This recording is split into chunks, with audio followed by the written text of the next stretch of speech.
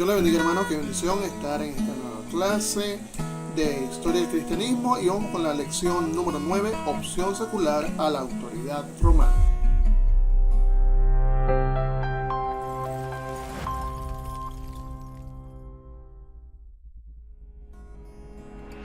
Cuando Constantino asumió una actitud amistosa hacia el cristianismo y se convirtió en el único emperador en el año 323, se esperaba que la tensión entre el gobierno secular y el cristianismo fuera una cosa del pasado.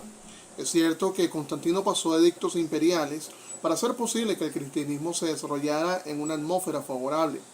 Una de las razones para cambiar la capital del imperio a Constantinopla era que Roma estaba congestionada con templos y monumentos paganos.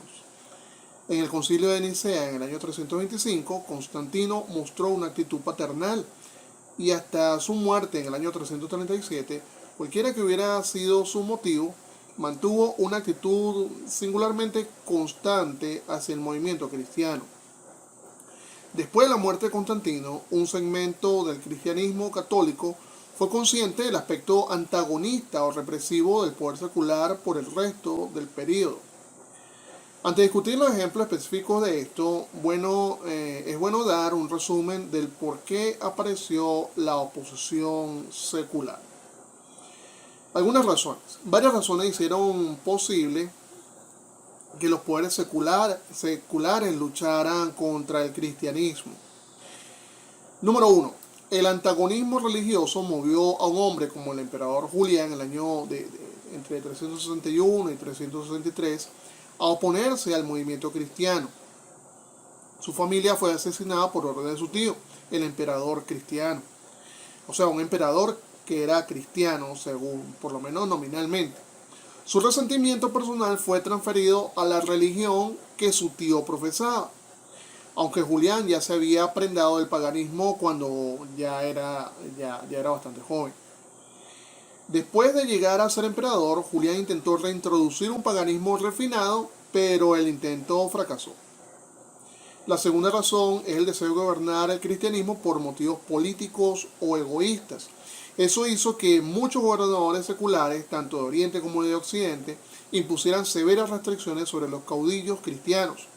Como ya se ha mencionado, esta condición era conocida como papado cesáreo. La tercera razón es que las posesiones materiales en manos de los obispos cristianos daban la excusa para que algunas de las tribus germanas intentaran apoderarse de la tierra y posesiones de la iglesia. Otro motivo, número 4, la rivalidad con los poderes seculares constituía otra razón de oposición secular. Para el siglo V, los papas romanos estaban empezando a declarar su derecho a gobernar, no solo el mundo espiritual, sino también el mundo secular. Tales declaraciones, apoyadas más tarde con armas eclesiásticas, mantuvieron el papado en constante lucha con los poderes seculares. La quinta razón es que las controversias internas añadieron otro motivo para la restricción y la represión secular. La controversia religiosa, particularmente en Oriente, podía ser muy peligrosa políticamente. Los gobernadores seculares pensaban que era una necesidad política mantener el control sobre el cristianismo.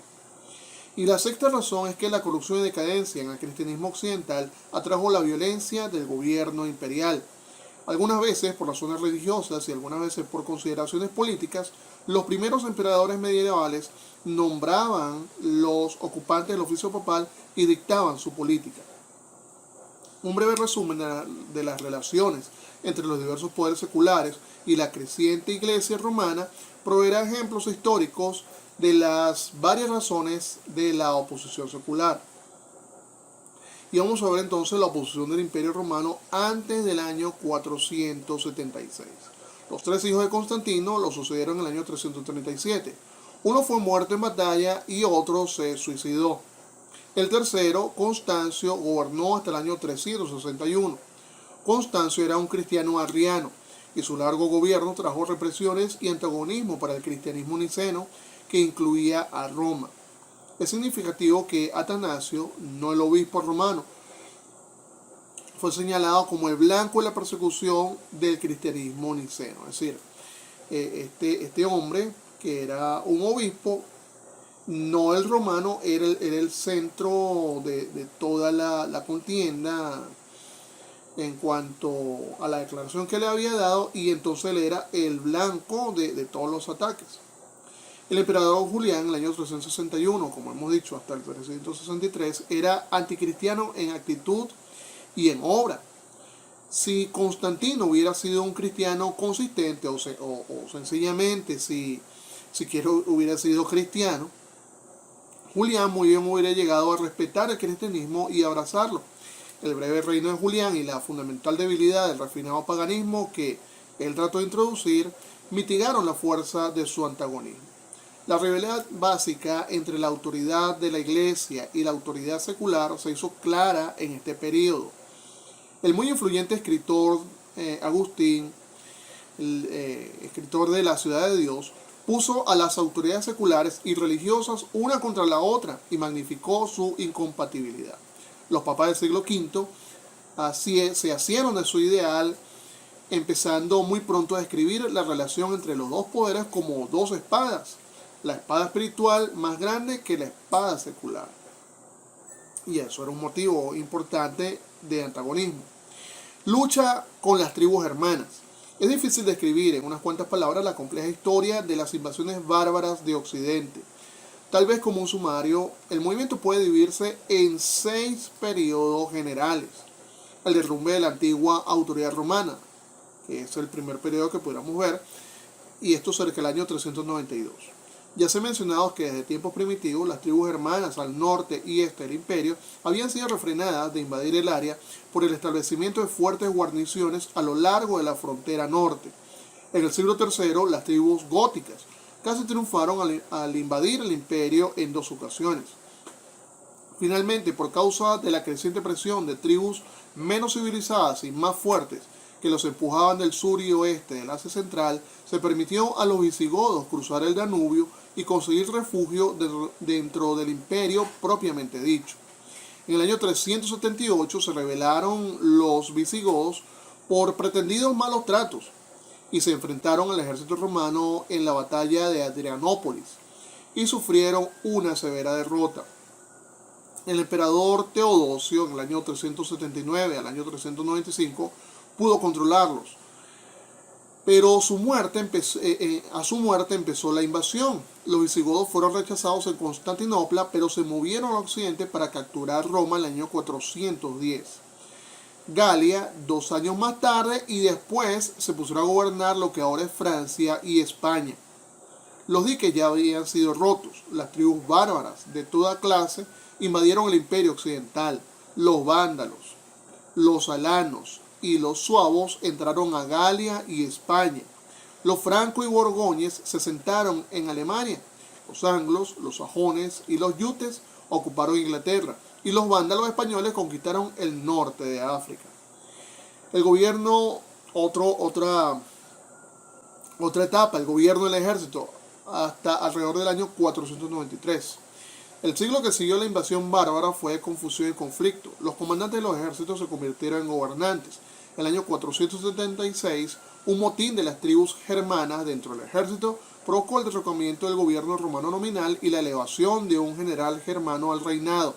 Pero este suceso no fue de significación especial. El gobierno de Teodorico el Ostrogodo del 493 al 526. En el año 493, una nueva ola de bárbaros invadió Italia, los ostrogodos, los godos orientales de Rusia.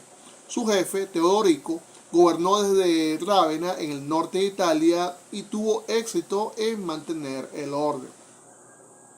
Luego viene el restablecimiento del control imperial, ahora en el año 535 al 572. Justiniano el Grande consiguió ser emperador en Constantinopla en el año 527 e inmediatamente hizo planes para reconquistar el occidente. Para el año 534 los vándalos del norte de África habían sido derrotados y el reino ostrogodo en Italia había sido atacado. Durante la vida de Justiniano se mantuvo el control imperial en Occidente. Luego, otra etapa siguiente es el reino de los lombardos en el año 572 al 754. Más bárbaros, con el nombre de lombardos, irrumpieron en Italia por el sur y capturaron la región norte. Aunque no tomaron Roma, su fuerte poder militar impidió que otras tribus lo hicieran. eran una constante amenaza para la seguridad de Roma. Pero, por otra parte, su presencia garantizó cierta libertad de Constantinopla a los obispos de Roma. La aparición de los francos en el año 754 al año 800. La tribu conocida como los francos estaba destinada a ser el poder dominante de toda Europa. Los romanos ya habían luchado desde el siglo II para impedir que esta tribu, junto con otras tribus, cruzara el Rin en el norte de Alemania. Con la irrupción de los visigodos del siglo IV, los francos habían peleado por abrirse camino hacia el sur de Alemania y el oriente de Francia. Un suceso de gran significado para el cristianismo ocurrió en el año 496. Influido por su esposa, que era una cristiana ortodoxa, y por su gran victoria sobre los alemanes en Estrasburgo en el año 496, Clodoveo, el caudillo franco, Clodoveo era un importante caudillo franco del año 481 al año 511, adoptó el cristianismo y fue bautizado junto con su ejército. Los reyes que lo sucedieron ampliaron el reino franco hasta que incluyó la mayor parte de lo que ahora es Francia. Cuando los lombardos del norte de Italia amenazaron con capturar la misma Roma en el año 739, el Papa Gregorio III pidió ayuda a Carlos Martel, el dictador militar, aunque no era rey ni tampoco era de la línea reinante, pero era un dictador militar de los francos. Pero fue sin éxito. El hijo de Carlos, Pepino el Breve, del cual ya hemos hablado, por su parte entró en relaciones amistosas con el papado después de la muerte de su padre. Su plan era apoderarse del reinado, quitándolo a uno de los débiles descendientes de Clodoveo, que lo había recibido por derecho de herencia. Para impedir seria oposición y tal vez hasta una revolución, Pepino deseaba conseguir aprobación eclesiástica, junto con la buena voluntad de la nobleza franca. Para corresponder, Pepino podía ofrecer amplia protección contra los lombardos. Gustosamente, el papado entró en este trato y el Papa Zacarías del año 741 al 752 convino en el ungimiento de Pepino como el rey de los francos en el año 751. La nueva línea fue conocida como los carolingios, siguiendo el nombre de Carlos Martel o de Carlos el Grande. Pepino cumplió su parte del convenio. Para el año 756 ya había obligado a los lombardos a reconocer al Papa como soberano en una gran área de tierra en el centro y norte de Italia. Este fue el principio de los estados papales que Roma conservó hasta el año 1870. Tal vez el deseo de conseguir esas tierras fue lo que motivó la falsificación de Roma, conocida como la donación de Constantino, preparada en este tiempo, en la que se declaraba que el emperador Constantino en el año 330 había dado al obispo romano toda la tierra de Occidente. De todos modos, Pepino y sus sucesores fueron influidos grandemente por esta falsificación.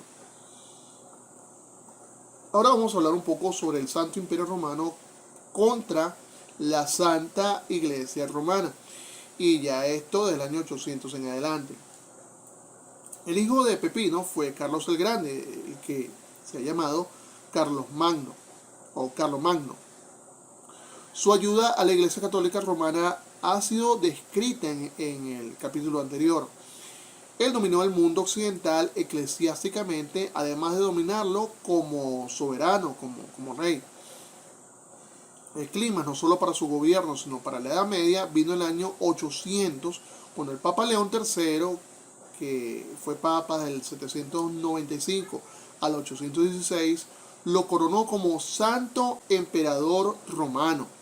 Este acto, aparentemente por iniciativa del Papa, causó ciertas ideas y la historia de todo un milenio. Entre otras cosas, era considerado como el restablecimiento del antiguo imperio romano en el occidente, un oficio vacante desde que Constantino había cambiado la capital a Constantinopla en el año 330. El patriotismo racial y provincial inmediatamente aclamó el principio del día que restauraría la antigua gloria de Roma en Occidente. En segundo lugar, la restauración era considerada como procedente de un propósito divino. El título santo llamaba la atención al hecho de que Dios había provisto ahora un poder secular que era la contraparte del poder espiritual en la iglesia romana. Y en tercer lugar, el prestigio papal fue elevado a nuevas alturas. Siendo el antecedente de la coronación de Pepino el Breve, la concesión del título imperial señalaba al Papa como el dador de la bendición secular más grande de la tierra. Este prestigio se acrecentó cuando el emperador de Oriente, León V, reconoció más tarde la validez de la transacción. Finalmente, sin saberlo, el papado había dado a luz su más grande rival por el resto de la Edad Media.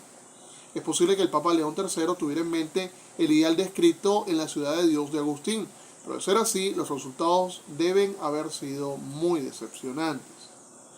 El gobernador terrenal gobernaba lo celestial.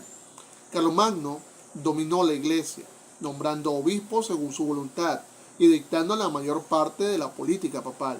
Después de la muerte de Carlomagno, su débil hijo Luis gobernó hasta el año 840.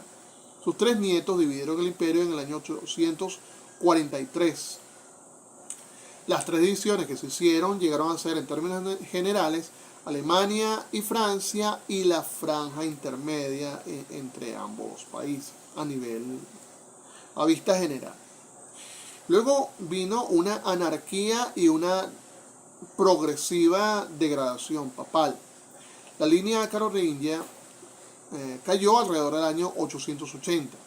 Los nobles fuertes gobernaron los reinos feudales y la iglesia y también gobernaron a la iglesia. Después del pontificado de Nicolás I del año 858 al año 867, el oficio papal se hundió en profundidades indescriptiblemente bajas. La violencia, el crimen, la mutilación, todo eso era practicado por sus ocupantes conforme a las diversas facciones políticas. Se apoderaban intermitentemente del control. Nuevas invasiones aterrorizaron y devastaron a la población. Los nórdicos y los húngaros invadieron los llanos del norte.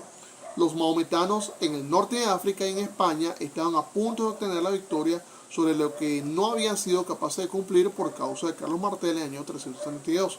Es decir, conquistar toda esa zona. Los mahometanos ya habían avanzado de manera seria sobre todo el norte de África. Desde las bases en África, Egipto y España, estos invasores capturaron Córcega, Cerdeña y Sicilia. Y después Palermo y Messina en Italia. Roma fue saqueada en el año 481. Luego viene el restablecimiento germano del imperio. Se tomó una nueva dirección a mediados del siglo X con el Papa Juan XII, que fue Papa desde el año 955 al año 964, pidió ayuda al rey germano Otón I, quien fue rey desde el año 936 hasta el año 973. Y pidió ayuda a este rey germano contra los ataques militares de Berengario II, un noble italiano que quería el título imperial. Otón ya había invadido Italia en el año 951 con considerable éxito. 10 años más tarde, cumpliendo con la petición del Papa, Otón terminó la tarea. En el año 962, Otón fue coronado santo emperador romano por Juan XII. Él y sus sucesores ejercieron completo control del papado por un siglo. Otón II, del año 983 al año 1002, nombró al primer papa alemán en el año 996 y al primer francés en el año 996. Antes del mediado del siglo IX, hasta los emperadores anhelaban una reforma en la iglesia. Enrique III, en el año 1039 al 1056, intentó introducir tal reforma, terminando bruscamente un cisma papal que incluía 3 pretendientes y nombró papas alemanes que estaban de acuerdo en medidas de reforma. Su último nombramiento fue su primo, un celoso obispo reformador que se convirtió en León IX y que estuvo allí desde el año 1049 hasta el año 1054. De esta manera, al final de este periodo, El papado estaba bajo la completa dominación de la autoridad secular. Sin embargo, esta situación estaba también a punto de ser remediada. La obra reformadora de León IX y la aparición de Hildebrando, que llegó a ser el Papa Gregorio VII desde 1073 hasta el 1085, empezó el movimiento que liberó a la Iglesia romana del control secular. Para terminar, en sus relaciones con el poder secular, la Iglesia Católica Romana quedó en lugar secundario durante este periodo. Aunque tal poder era amistoso, como en el caso de Carlomagno, se reservaba el derecho de manejar al cristianismo como parte de su administración imperial. Los diversos papas declararon fuertemente el ideal introducido por Agustín, especialmente el del poder espiritual en el mundo es superior al poder secular y que un día lo superaría completamente. Este ideal no se alcanzó durante el periodo del 325 hasta el 1050. El papado hizo importantes avances, sin embargo, a pesar de muchas opresiones. Las falsificaciones del siglo VIII aumentaron grandemente el prestigio papal. La donación de Constantino influyó mucho, indudablemente, para que Pepino hiciera su donativo de grandes extensiones de tierra en Italia central y del norte al Papa. Los decretos falsos que llevaban el nombre de Isidoro de Sevilla tuvieron su influencia en las relaciones del papado con el poder secular al establecer a Roma como el punto central del movimiento cristiano. El papado sufrió una de sus más grandes humillaciones durante los últimos siglos, el fin de este periodo. Sin embargo, el fin de la situación estaba ya cercano. En un siglo, el oficio papal había vuelto a obtener su lugar dominante en la vida eclesiástica y estaba bien avanzado hacia la dominación de la autoridad secular.